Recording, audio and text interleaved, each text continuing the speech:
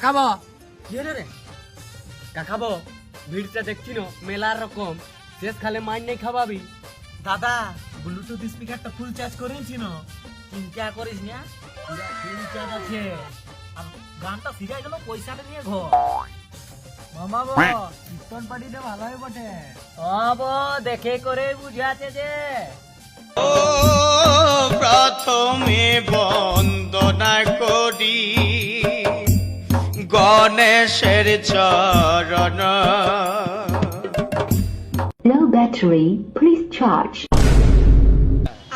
ভাগনাবো কিটা শুনাই করবো হবো। ও প্রথমে বন্দ Power off.